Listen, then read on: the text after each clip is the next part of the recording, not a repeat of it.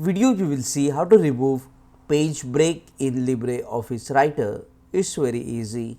First click on the multiple page view option and then adjust the zoom so you can see pages side by side like this. And if you have a page break, you will see this blue line. This blue line represents a page break.